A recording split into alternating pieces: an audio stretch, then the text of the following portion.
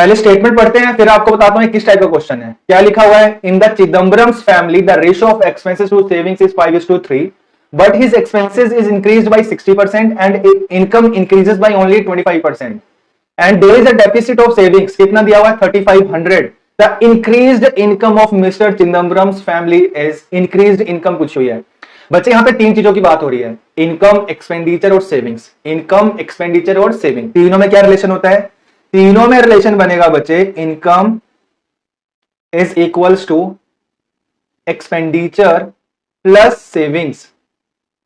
ये आप सभी जानते हैं, खर्चों में सेविंग जोड़ दी जाए तो किसके बराबर आ जाता है, इनकम के बराबर आ जाता है। ठीक है, अच्छा, इन एक्सपेंसेस और सेविंग्स का रेशियो दिया हुआ है 5:3, एक्सपेंसेस और सेविंग्स का रेशियो दिया हुआ है 5:3।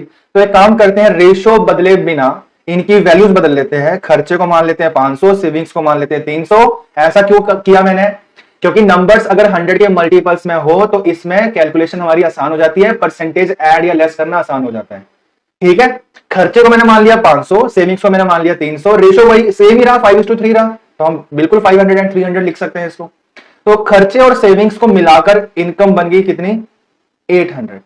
इतना समझ आया। क्वेश्चन में लिखा हुआ है एक्सपेंसेस 60% बढ़ गए, एक्सपेंसेस 60% बढ़ गए, 500 का 60% कितना हुआ 300, 300 से बढ़ गए एक्सपेंसेस तो कितने हो गए 800। ठीक है, और इनकम जो है 25% बढ़ जाती है, इनकम जो है 25% बढ़ जाती है। किसका 25%, 800 का, 800 का 25% कितना होता है 200, 200 से अगर इनकम बढ़ गई तो कितनी हो गई 1000।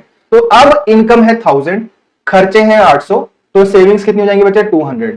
पहले सेविंग्स थी 300 यूनिट्स, अब सेविंग्स है 200 यूनिट्स, अब सेविंग्स है 200 यूनिट्स। डेफिसिट आया, कितने का डेफिसिट आया बच्चे, दोनों का डिफरेंस, कितने का डेफिसिट आया 100 यूनिट्स का डिफरेंस आया है, 100 यूनिट्स का डेफिसिट आया है। और क्वेश्चन कह रहा है कि जो डेफिसिट है वो कितने का है 3500 का है। तो मैं कंपेयर कर सकता हूं, बोल सकता हूं कि जो 100 यूनिट्स का वैल्यू है, जो कि 100 यूनिट्स का वैल्यू है वो कितना दिया हुआ है 3500 के बराबर दिया हुआ है।